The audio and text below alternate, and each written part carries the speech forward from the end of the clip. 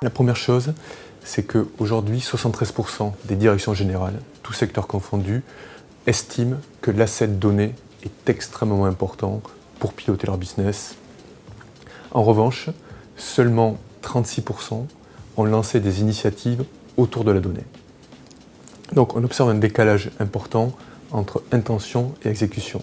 Le deuxième fait aujourd'hui, c'est que 70% des directions générales, effectivement, ont confiance dans la qualité de la donnée, ne savent pas le prouver, n'ont pas les moyens d'étayer ce niveau de confiance-là, mais en revanche, n'ont absolument pas confiance dans les données de leurs tiers ou de leurs fournisseurs. Et ce chiffre chute au sein de la fonction achat. Aujourd'hui, nos directeurs achats, seulement 37% ont confiance dans leur asset donné. Derrière la notion de gouvernance, arrive immédiatement la notion de propriétaire de la donnée. Donc, au sein d'une fonction achat, définir une gouvernance, c'est déjà définir qui va être le propriétaire de mes données achats, qui va être le propriétaire de mes fournisseurs, de mes catégories de produits, de mes contrats, de mes entités, et qui va mettre en musique finalement tout cet ensemble. Donc définir la gouvernance, c'est définir la propriété de la donnée.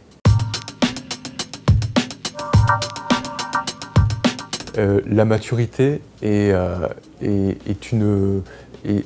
moyen de mesure très pertinent pour évaluer la capacité d'une direction achat à contribuer de manière significative aux objectifs business de l'organisation, de l'entreprise.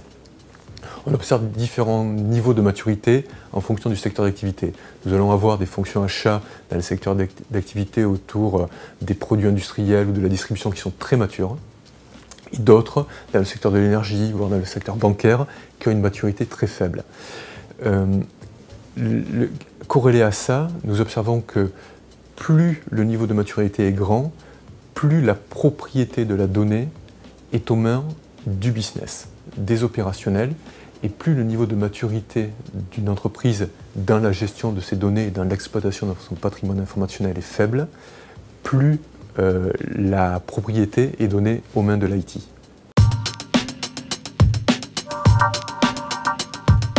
Alors la démarche se fait en 3 volets essentiellement, 3 étapes.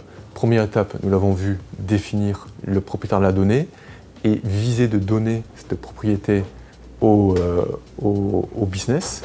Deuxièmement, définir des procédures de gestion de la donnée, création de la donnée, modification de la donnée, suppression de mes fournisseurs, etc. Et enfin, définir des architectures. Mais quand je dis ça, je n'ai parlé uniquement de moyens. Et de lancer des projets ou lancer des définitions autour de moyens, ce sont souvent des initiatives qui échouent. Il faut que derrière ce type d'initiative, il y ait une intention business.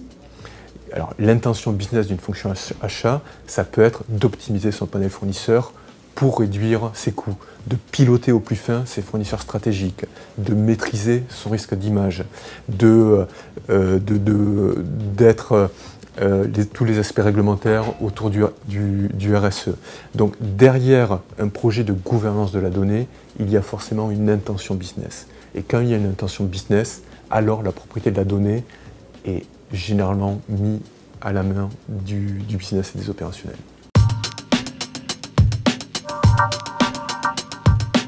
Big Data, Open Data, ce sont des termes qui irriguent notre quotidien et le quotidien des directeurs achats et qui sont synonymes d'innovation. Pour les directeurs achats, il me semble que le Big Data représente une opportunité formidable pour écouter les réseaux sociaux, écouter ce qui se dit sur l'entreprise, écouter ce qui se dit sur les fournisseurs et arriver à maîtriser de manière beaucoup plus fine son risque d'image.